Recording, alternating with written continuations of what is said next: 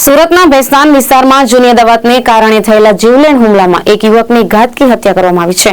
આ મામલે ભેસ્તાન પોલીસે ત્વરિત કાર્યવાહી કરી આરોપીઓને ઝડપી પાડ્યા છે। ભેસ્તાન પોલીસ પાસેથી મળતી માહિતી મુજબ મૂળ બિહારના અને હાલ ઉન વિસ્તારમાં કાલીપીચ ખાતે રહેતા અજમેરી ખાતુન અંસારીએ પોલીસ મથકે ફરિયાદ નોંધાવી હતી। ફરિયાદમાં જણાવ્યા અનુસાર મોડી સાંજના સમયે આરોપીઓ અશરફ અલી, શોએબ રઈસખાન પઠાણ, રિઝવાન માંજરા, શહેજાદા અને સાકિબ સહિતનાઓ તેમના ઘરે ઘૂસી આવ્યા હતા। આરોપીઓએ પહેલા અજમેરી ખાતુન અને તેમની દિરાણી સજીદા ખાતુનને માર માર્યો હતો।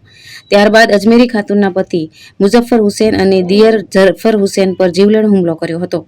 હુમલા દરમિયાન ઝરફ હુસેનને ગંભીર ઇજાઓ પહોંચતા તેમને ઘટના સ્થળે જ ઘાતકી હત્યા થઈ હતી, જ્યારે આરોપીઓ ઘટનાને અંજામ આપી ફરાર થઈ ગયા હતા। બનાવની જાણ થતાં જ ભેસ્તાન પોલીસનો કાફલો તાત્કાલિક ઘટના સ્થળે દોડી ગયો હતો અને મૃતદેહનો કબજો લઈ પોસ્ટમોર્ટમ અર્થે હોસ્પિટલમાં ખસેડ્યો હતો। બીજી તરફ ભેસ્તાન પોલીસે ત્વરિત તપાસ હાથ ધરી અને હત્યાના તમામ આરોપીઓને ઝડપી પાડવામાં સફળતા મેળવી છે। 1/2026 ના રોજ ભેસ્તાન તિરુપતિ નગર બજરંગી બિલ્ડિંગ છે, કાલીપીચ રેલવે ફાટક પાસે આવી છે।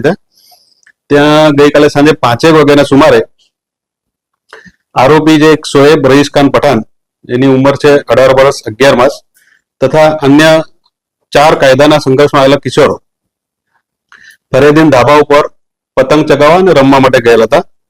તે વખતે એક કાયદામાં સંઘર્ષમાં આવેલ બાળકે ફરિયાદીના પાણીના કેન ઉપર પેશાબ કરતા ફરિયાદી તથા અન્ય એક ભોગ બનનાર છે એનો જેઠ પતિ તથા મરણજના એનો દિયર જોડે આ કાયદાના સંઘર્ષમાં બાળકોનું તથા મુખ્ય આરોપી શોએબનો ઝઘડો થયેલો।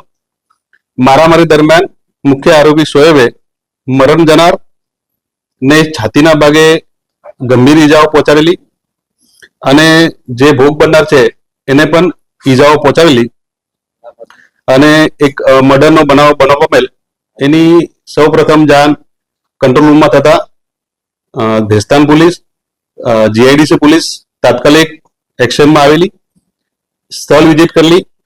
મેં પણ જાતે સ્થળ વિઝિટ કરેલી સાંજે અને ફરિયાદીની ફરિયાદ લઈ કાયદેસરની કાર્યવાહી કરી।